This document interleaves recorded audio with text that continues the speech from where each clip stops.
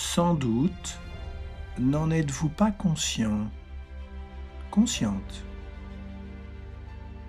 Et ces mots vous amuseront ensuite au terme de ce film.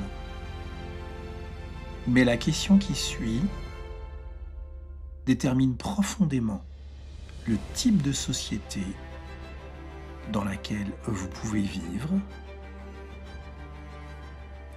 et intronise également le passage entre vos 2 ans et le reste de votre vie. La question est la suivante. Est-ce votre cerveau qui vous regarde ou vous-même qui regardez votre cerveau? Fermez les yeux quelques instants et laissez l'observateur prendre sa place en présence du cerveau.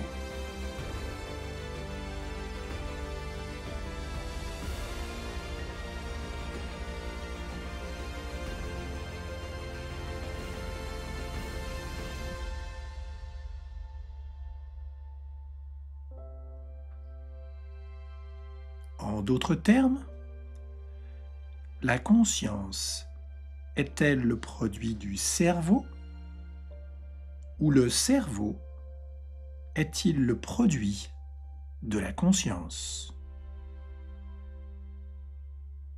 Ou peut-être les deux d'ailleurs.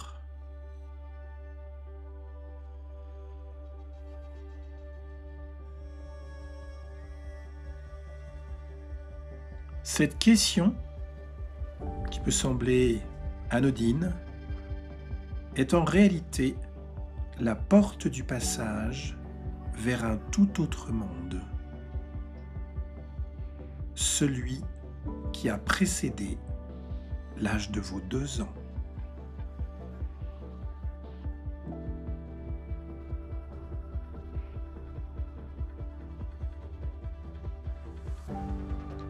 Si la conscience est avant notre apparition d'être humain à nos 2 ans, sa place n'est-elle pas au sommet de notre société?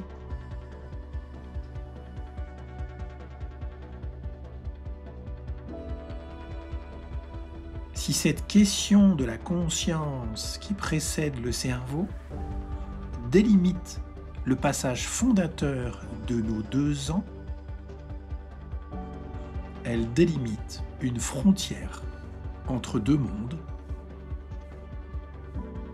Elle est donc également au sommet de la pyramide de notre société telle qu'elle est conçue et vécue de nos jours.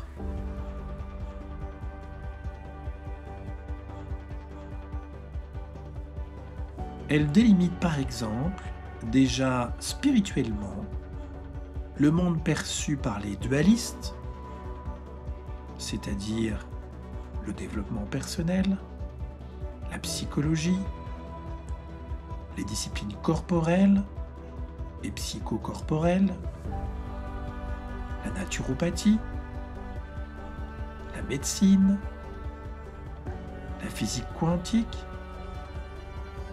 les sciences dans leur globalité, et de l'autre, le monde des non-dualistes.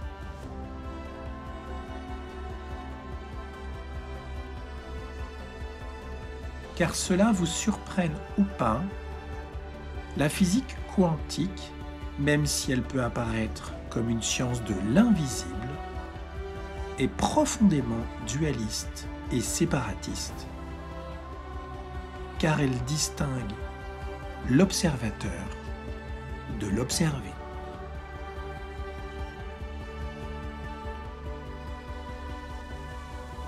Elle est donc profondément ancrée dans le monde tel qu'il est conçu à ce jour, qui veut que la conscience soit le produit du cerveau.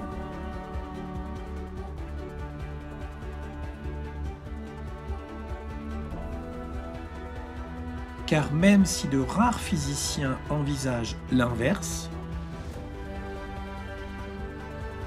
ils n'ont jamais pu intégrer dans leurs équations le phénomène de la conscience comme point d'entrée du cerveau.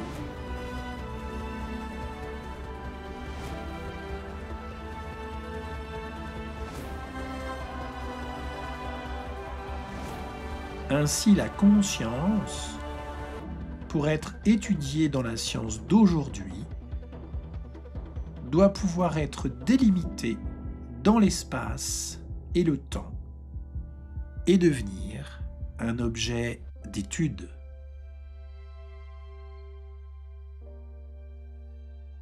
Si la conscience est délimitée dans l'espace et le temps, elle possède soudainement une entrée et une sortie.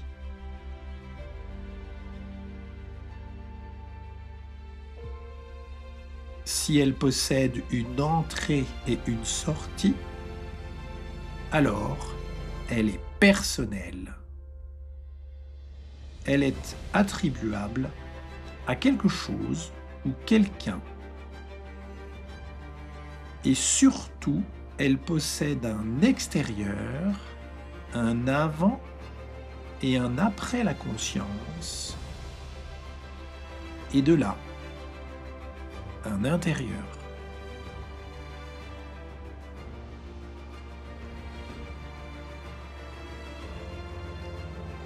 Pour autant, qu'est-ce qui peut dire conscience et donc l'apercevoir ?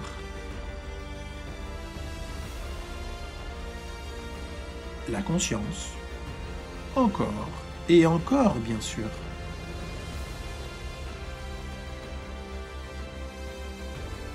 Il n'existe donc aucune entrée ni sortie à la conscience.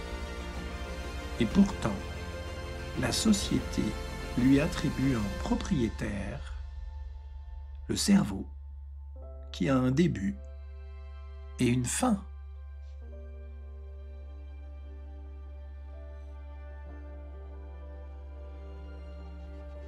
Avant l'âge de 2 ans, le nourrisson perçoit tout globalement comme lui-même,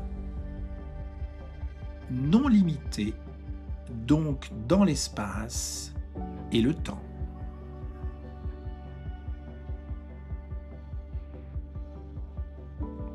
Sa nature est donc à l'origine conscience.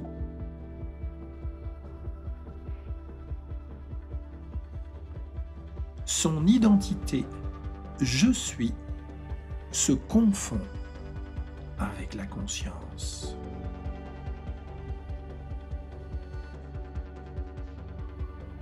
D'ailleurs, cet ancrage est tellement fort qu'encore à l'âge de 6 voire 7 ans, il ne sait pas dire « je suis » dans ses accords de phrases.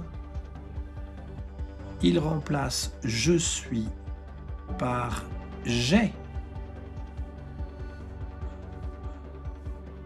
Ainsi, « je suis venu » est remplacé par « j'ai venu » et « je suis tombé » par « j'ai tombé ».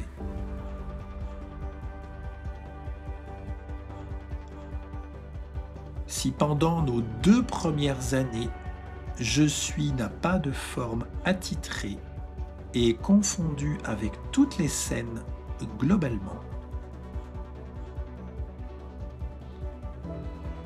« je suis » a du mal à être attribuable plus tard à une forme, en l'occurrence, moi.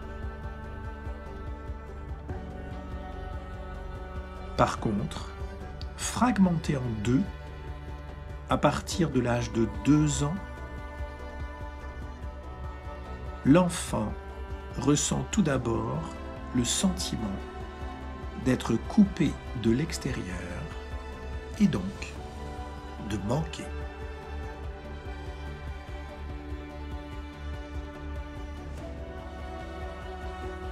d'où les grandes manifestations de frustration et de colère associées que l'on perçoit alors, à partir de cet âge,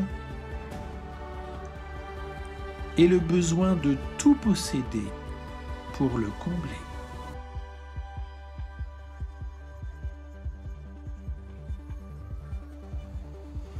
Ce besoin de tout posséder verra son apogée avec le besoin de conquérir des femmes ou des hommes,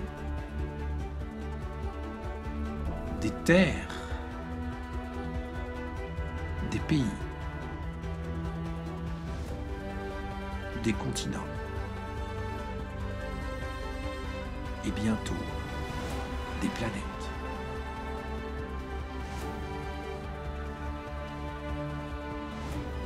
Observez jusqu'où peut nous amener cette frontière intérieure-extérieure vécue dans son épaisseur la plus opaque.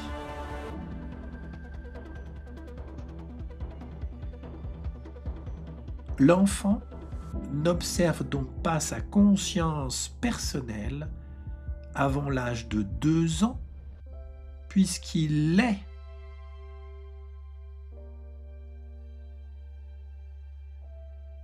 D'ailleurs, rien ne peut à ce stade être distingué de la conscience, d'où un « je suis » inconnu qui ne se montre même pas.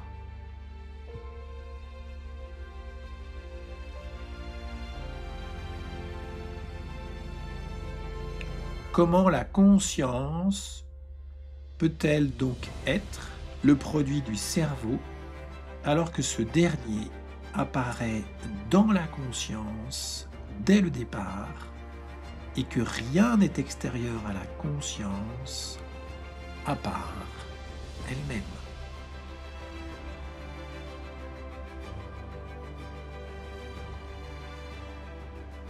La conscience n'est donc le produit que d'elle-même, car rien ne la précède.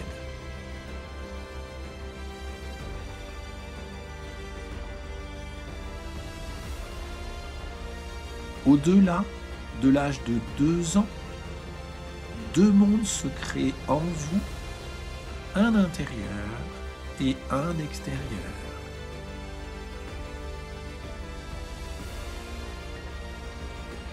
S'ils cohabitent, alors ils peuvent être comparés entre eux, préférés entre eux, et surtout, en passant de l'un à l'autre, donner l'illusion que vous pouvez passer de l'un à l'autre, que l'un peut précéder l'autre et que l'autre peut précéder l'un.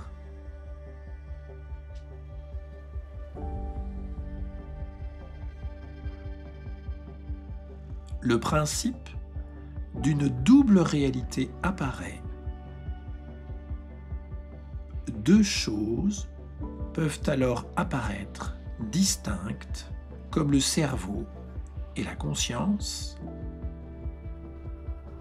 et ainsi, en pouvant passer de l'un à l'autre, le cerveau peut précéder la conscience et inversement.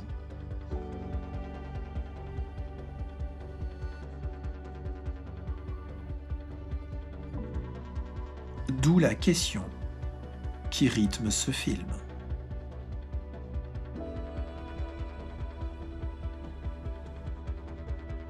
Mais sans frontières dans votre monde, cette question ne peut même pas apparaître.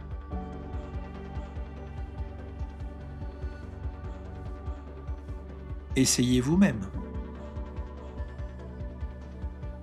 Sans frontières intérieures, extérieures, lequel du cerveau ou de la conscience précède l'autre?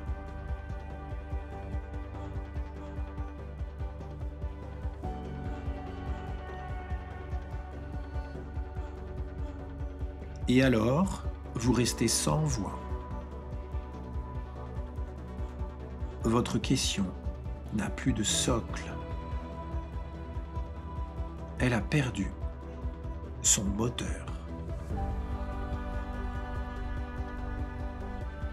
Et cela vaut pour toutes les autres questions de ce style. Sans frontières intérieures, extérieures, qui des Américains ou des Soviétiques ont les premiers voyagé dans l'espace.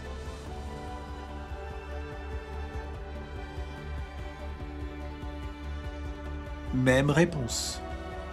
Gloops.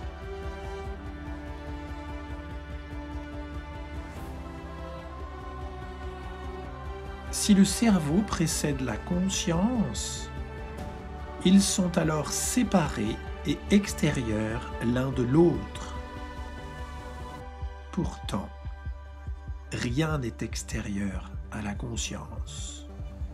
Ou sinon, comment être conscient, consciente du cerveau?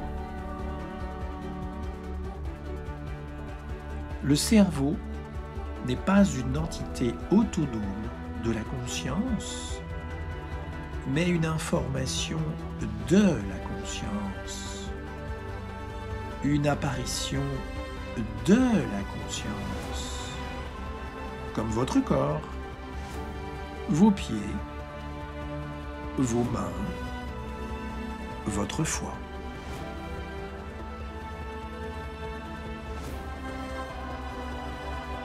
Le cerveau informe en apparaissant de la présence de la conscience, qui ainsi le fait apparaître.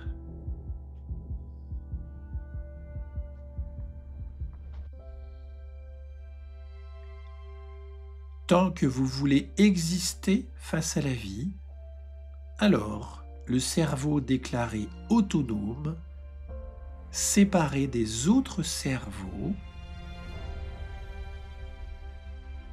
vous fait exister.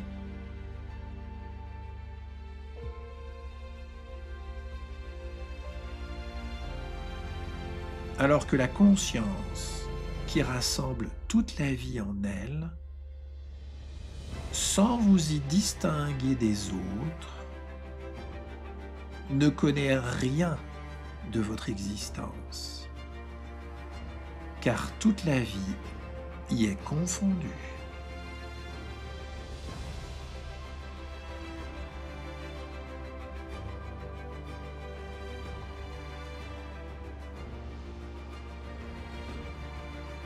Ce paradigme dominant dans notre société, qui veut que la conscience soit le produit du cerveau, est avant tout motivé par le désir d'exister de l'espèce humaine.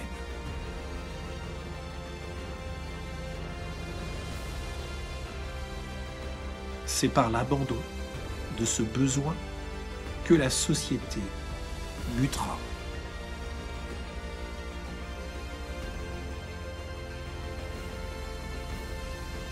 Si vous vous croyez ce corps, vous avez besoin de vous distinguer par un cerveau séparé d'autres cerveaux.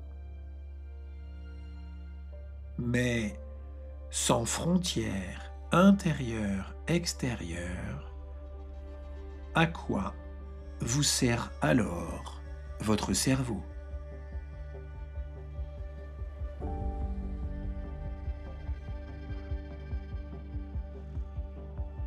Si le cerveau veut pouvoir se dire cerveau et se percevoir, il doit être en dehors de lui et se percevoir lui-même.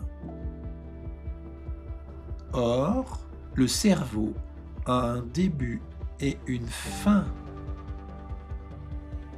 Il reste donc dans ses limites et il ne sait pas extérieurs.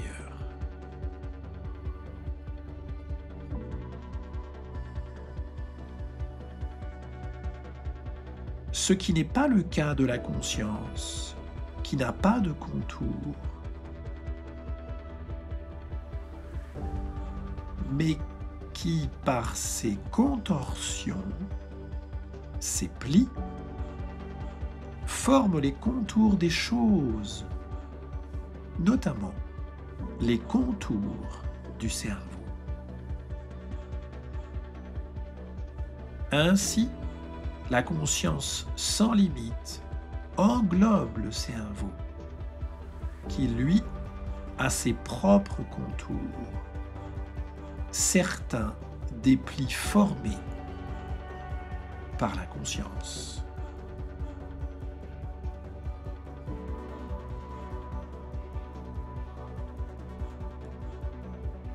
La conscience est l'arrière-plan du cerveau et ainsi fait apparaître ses contours.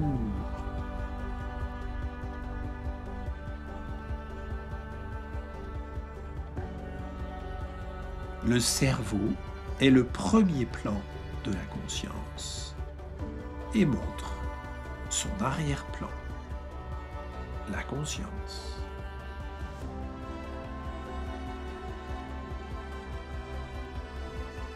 La conscience se reflète sur le cerveau et ce dernier en apparaît alors.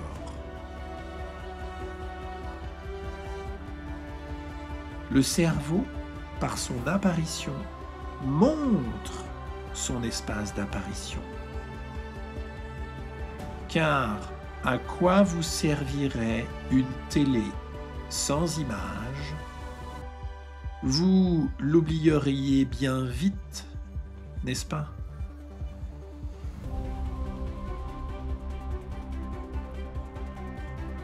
Ainsi, la conscience reste éternelle, car le cerveau en est son reflet.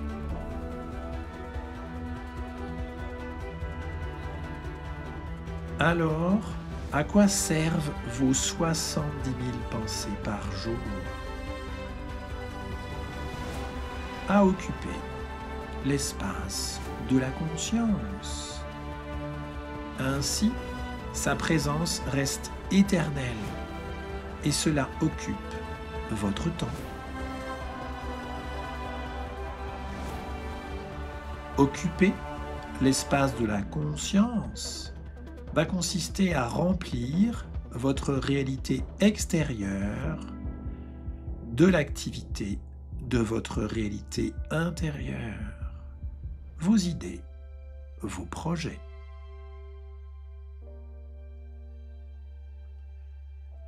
Si l'espace extérieur est aussi plein et semblable que votre espace intérieur, alors vous avez le sentiment d'occuper votre temps.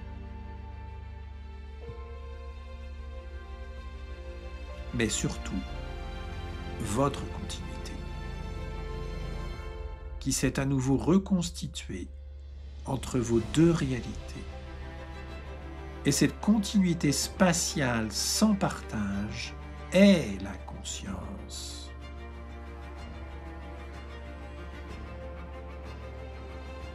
Alors que votre cerveau, lui, n'occupe que votre réalité intérieure.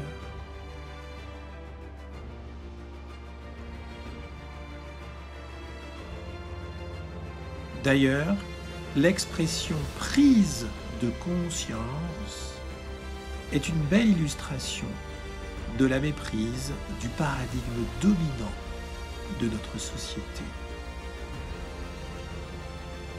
Elle affirme que le cerveau peut prendre la conscience.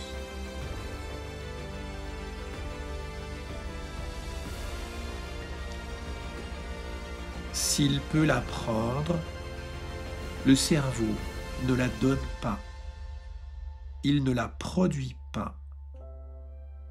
Il la capte parce qu'elle l'englobe.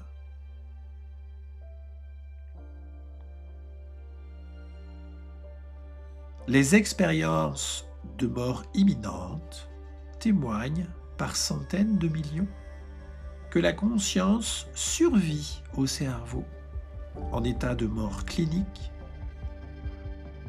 ce qui confirme à nouveau que le cerveau est le produit de la conscience et qu'elle est son arrière-plan constant.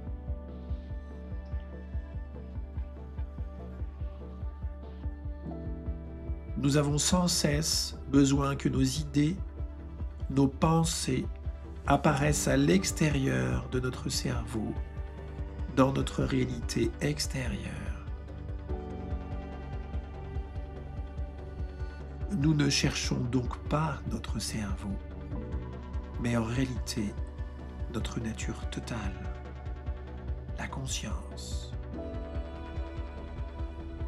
Car nous sommes en réalité ces deux réalités réunies, c'est-à-dire la conscience.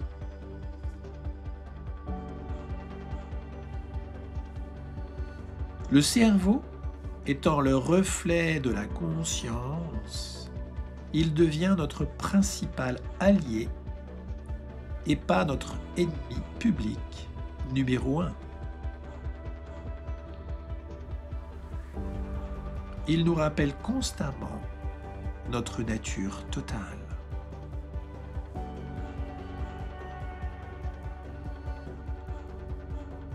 Pour avoir un ennemi, il vous faut vivre deux réalités, la vôtre et la sienne. Mais voyez-vous encore un ennemi si vous vivez sans votre frontière intérieure, extérieure?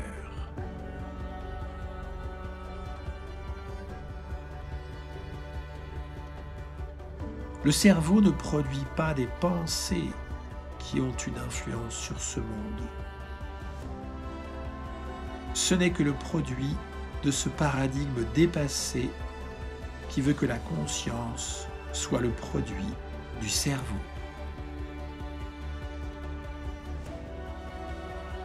Car que reste-t-il de l'influence du cerveau sur ce monde sans votre frontière intérieure, extérieure?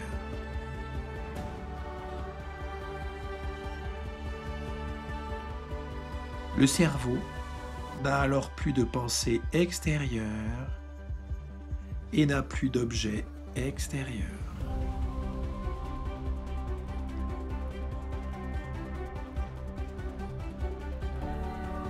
Quelles seraient les conséquences de ce paradigme qui mute? Elles sont innombrables et tentaculaires. Prenons la responsabilité. Si le cerveau n'a aucune autonomie sans la conscience, de quoi êtes-vous alors responsable? Car si personne n'est identifiable sans votre frontière intérieure, extérieure, qui fait quoi et qui doit être jugé pour cela? L'ensemble de la communauté, l'ensemble du monde sans doute.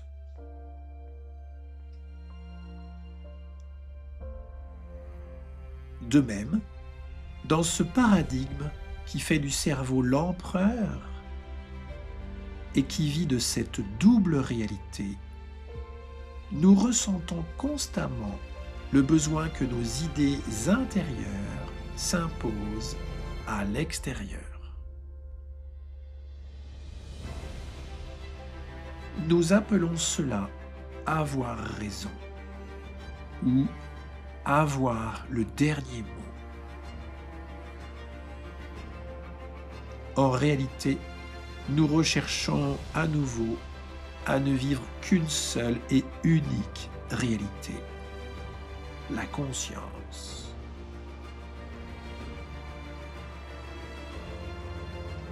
Car sans votre frontière intérieure, extérieure, à qui Voulez-vous vous imposer?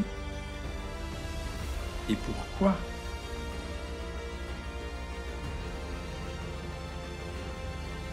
Terminer les disputes de couple ou familiales.